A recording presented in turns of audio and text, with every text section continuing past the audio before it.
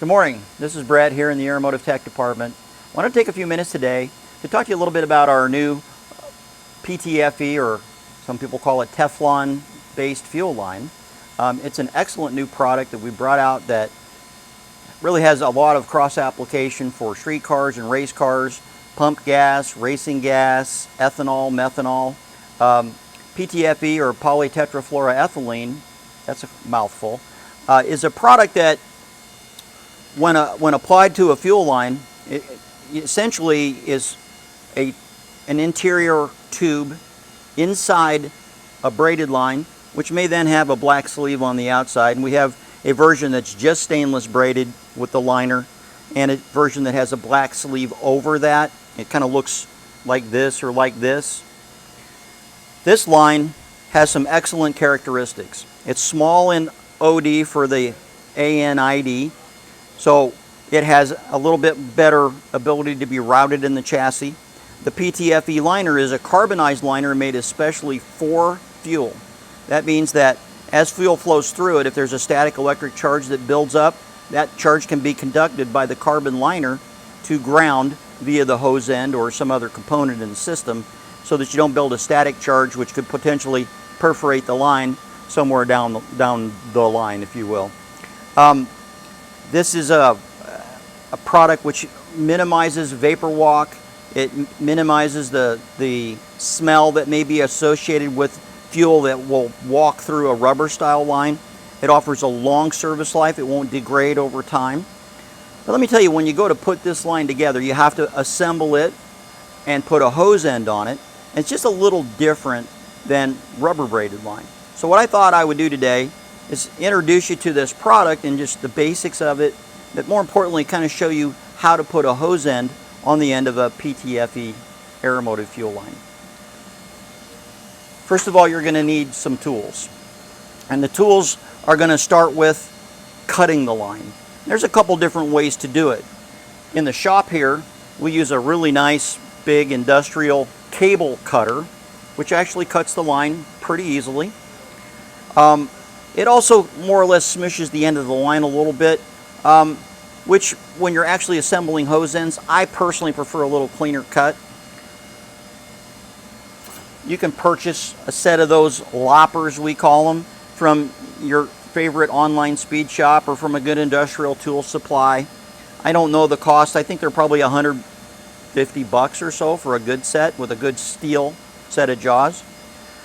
Another way to do it, if you have an air compressor and you have a whiz wheel will cut a PTFE line just fine. One thing about a whiz wheel, a smaller whiz wheel like this, that I've noticed over the years, is that when you go to cut the line, you have to cut through the line, and depending on the diameter of the wheel, they're usually relatively small. So the bigger line, sometimes you have to actually work your cutting edge around the line, which is a little bit of a pain, because again, you want a nice clean straight cut that's perpendicular to the length of the hose in order to make the hose end assembly go well. This is nice, it works. My favorite tool for cutting PTFE line is a chop saw. And chop saws, I mean, you can buy them at your discount tool store house in town. You can usually pick one up online from Amazon or Summit or Jegs or any of those types of companies. You might even be able to find them in a secondhand store or in a pawn shop where they sell tools. They don't have to be expensive, anywhere from $50 to $150, but a chop saw is a fantastic tool for this. What I want to do, I want to go ahead and cut this line and clean up the end of this and just kind of show you how this would work. Of course, I'm going to be the smart guy, and I'm going to put on my safety glasses because my old eyes need all the protection they can get. Now what I want to do is I want to support this hose at the very end of this fence so that when I go to cut it, it doesn't push it down into this track where the blade runs. So I'll run it out just past the edge. I will have marked where I want to cut it for a length, obviously. I'm going to clamp it in there somewhat firmly.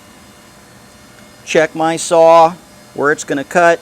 It's going to get noisy. When it goes slow,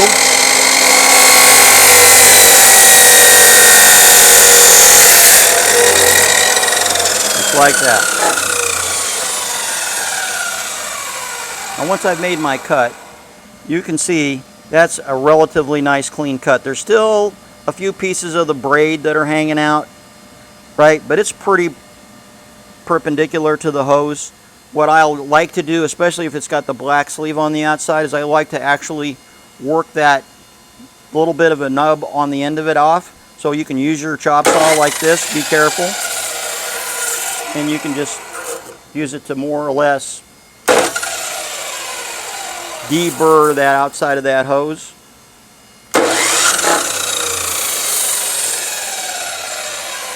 And again, you can kind of see now, it's pretty straightforward, pretty clean. Let's talk about our hose end and how we are going to assemble this. So we've cut this line and we've dressed the end of it a little bit.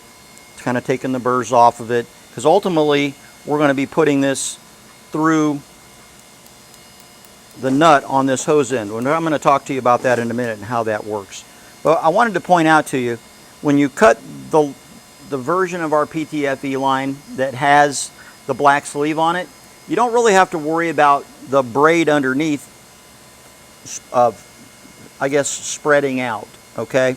If you look at this example we were talking about earlier with just how the line is constructed, you notice how that braid can actually flare out on the end after it's been cut. Now I kind of exaggerated this because I had to cut some of that off to show you the inner liner, but this does happen.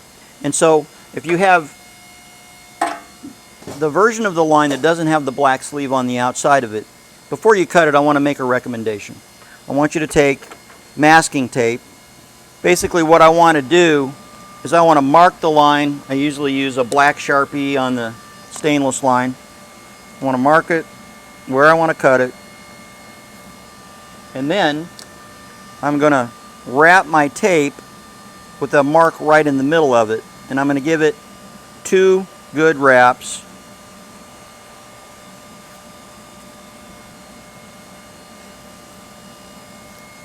And then tear the tape off. And the reason I want to do that is because I want to control the braid after I cut it. So I cut through the middle of the tape. So I'll set it in my chop saw, and I'll cut through the middle of the tape. And then when I've got my cut made, both ends of this newly cut line are secured, and the braid is actually going to be held down.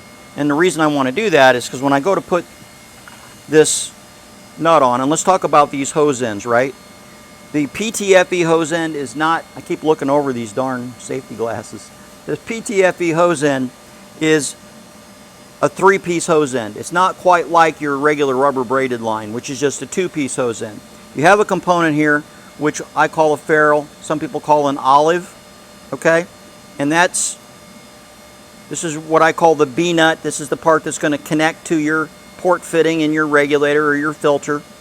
There's your ferrule, and this is the hose nut, okay? And this basically goes over the hose. So when I go to put it over the stainless line, it will go over relatively easily as long as that braid is not flared out. So if I've got a piece of tape, it'll go over the tape and onto the hose, all right? Once I've got my hose end over the cut end, then I'll take the tape off. And if it flares out a little bit, great, no problem. I need to flare it out anyway, but it won't oppose me putting the nut on over the hose, okay? Now I'm going to assemble a hose end onto the black hose, the hose that has the black liner on the outside. And the reason I'm going to do it on this one is because this is the more difficult of the two to assemble a hose end onto. And the reason is because that liner adds a little thickness to the hose itself, and it makes it a little more difficult to get the nut on. In fact, you really can't just slide it on like I just did on the braided line. So what you're going to do is you're going to set this up, and the threaded end is the end that goes down, the end that's got a little flare on it. That flare is where I'm going to put the hose, okay? Threaded end, don't put it in that way. Flared end, yes. So put that down on the bench, take your hose, square it up, and just force it to go, and you do have to force it, okay? You square up on this. You got to push with some force, and once you got the nut on, you'll see the braided portion, right, or the sleeve is right flush with the threaded end. I'm partially there. I'm not fully there. Now what I'm going to do is I'm going to use a tool which I haven't talked about yet. And this is a set of soft jaws, aluminum jaws, that go in your bench vise. And these are specially made for hose assembly. Aeromotive does not have these available with an Aeromotive part number, but they are generally available through any good speed shop, online or local. Various companies, Frigola, Aeroquip, they do offer these with their name on them. But basically these are a nice aluminum insert that go in your bench vise, and it allows you to secure the hose or the hose end either upright like this or horizontally. Now, for the sake of our video, I'm going to use a horizontal approach. I'm going to open this up. These do have a magnetic backing, but they do tend to fall out, which is kind of annoying. And I'm going to set this up. Actually, I'm going to go this way to start with. I'm going to set this up right there, and I'm going to clamp down on that hex. And what I like about these jaws, all right, is that you could just sandwich this into a set of flat jaws. Unfortunately, though, you won't control. You'll control this type of motion. You won't. The hose end or the hose nut won't want to go side to side, but it'll easily go up and down unless you have this jaw insert. Having this jaw insert, snugging it in, what I'm going to do is I'm going to push that hose through that nut. And I'm going to back that nut down there so I've got easily room to work on this. The next thing I need to do is I need to trim back the black just enough so that I can get the ferrule underneath the braid, and I'll show you that in a moment. But how much of this do you cut off? It's tricky. The way I do it is I take whichever 6, 8, 10, 12 AN hose end. I'm going to take my ferrule or my olive, and I'm going to set it down on a flat surface. I'm going to put the hose right next to it. I'm going to take my silver Sharpie, because it's a black hose, and I'm going to mark just above the top edge of the ferrule. Now, then I'm going to take a razor knife, and I'm going to cut through the plastic down to the braid behind that mark. Okay, so I'm going to cut that mark completely off. So it's really adding about 1/8 of an inch to the length of the ferrule. I'm just going to rotate the hose around and make a cut that goes all the way around. I would recommend you wear gloves so you don't cut your thumb off. I'm then going to go to where I made my cut. I'm going to take my razor knife, and I'm just going to start at the cut. I'm going to slice down to the end. And when I do that, I should be able to take the liner and just peel it right off the top of the braid. So now I have a certain amount of this stainless braid that's exposed. I'm going to take a small screwdriver, and I'm just going to start working in between the braid and the PTFE. And I'm going to go all the way around, and my objective is to separate the braid from the inside PTFE liner. Okay? And I want to push it away. Don't be afraid to move it out of the way so you create some real gap there. Now my liner is a little bit kind of burred on the inside, not completely round. So what I'm going to do, I have this inexpensive little chamfer tool, just got a small bit in the end of it, and I'm just going to take that and more or less work the inside edge of that hose. It'll kind of round the hose out, at the same time it'll take the burr off the inside edge, knock the little particles out, come back and make sure our braid is completely, whoops, separated. That look all right? Can you see that? Yeah. Okay. And then what we're going to do is take our olive or our ferrule, and we're going to try and place it on the end of the PTFE over the liner and under the braid. So we're going to get that olive to slip over the PTFE liner. Now, what's important at this point is that we get that olive all the way over the liner. There's actually, and it's hard to see, but there's a little ridge at the very end of the olive on the inside. And basically, that ridge is going to stop the PTFE liner. As you push this ferrule over the liner and under the braid, you're going to push it all the way until the liner touches that inside edge or stop. Okay? So I'm just going to take this and apply it right to the table here or the top of the bench vise, whatever works. I'm trying to stay in the camera's view here. And push firmly down and make sure that I get that liner all the way. I think if you can focus on that, you can see now where it's black inside all the way up to the edge of the ferrule. That indicates that we've got the ferrule all the way in place. Now the next part, fairly simple in that you're just going to take your B-nut with the nipple and slip it through the ferrule and onto the inside of the PTFE. So now we're real close to being done here. But the next phase can be one that's frustrating for folks. I've talked to a few people trying to put this together, and this is where they seem to struggle the most. Position that so that it's just barely sticking out the end of the vise, or the vise jaw insert. Just maybe an 1/8 to a 1/16 of an inch. Now I'm going to snug that up. And now what I have to do is I have to keep this B-nut assembly and that nipple inside the hose and up against the ferrule while I pull the whole hose end assembly back, because I've got this threaded area here that has to engage the threaded area here. And what's going to end up happening is that and I'll show you here in another second, another example, but basically as you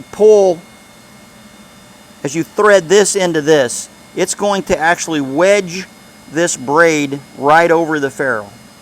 And it's going to bind the braid and the ferrule together and collapse the ferrule and smash the PTFE slightly so that it seals and so that the hose end assembly can't come apart. Okay? So how do we do this? How do we get this done? We're going to push on this, and we're going to push hard enough, and then we're just going to barely gently pull on the hose, just enough to keep the whole thing moving. All right? And you can see it's all moving. Now we're going to get to there, and we're close, okay?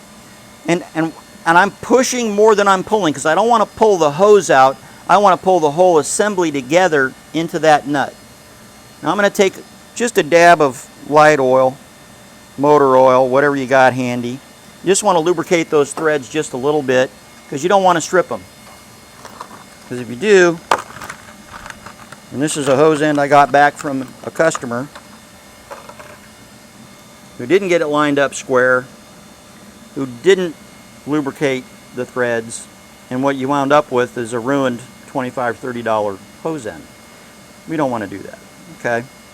So we've got a dab of oil on it. We've pushed mainly and just gently pulled just to keep the whole thing tight together. We've got the threads, male to female, touching each other. Now we need a wrench. If you want, you can line the inside of your tool with a little bit of masking tape. That'll protect the hose end if you don't want to mess it up. I like it because it's going to fit tight, okay? When I set this up, it's going to fit that as tight as I can get it to fit it, so I'm not going to worry that it's going to slop on the hex and round the corners off. Now, you want to push on this as you tighten it up, because it's going to resist starting to thread. And you can use your thumb. If it's a 90, you can push on it pretty easily, but on a straight, I just use a block of wood or something, and I give it a little bit of pressure, and I just start threading the hose end on. As you're threading it on, you'll notice that you want to stay to the outside edge, because your wrench will actually hit that nut and it can scratch it a little bit.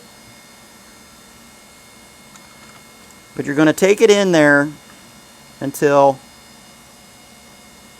you get the nut you're threading in and the male you're threading into the female, that there's a small gap. You don't actually butt it all the way up. You don't generally have to, but you don't want to leave a lot of gap. You'll know because it gets pretty firm to turn.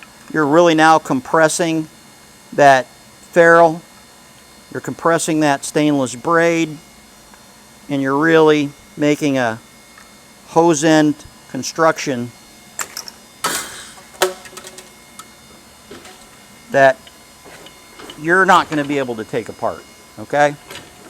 That baby is in there. If it's done right,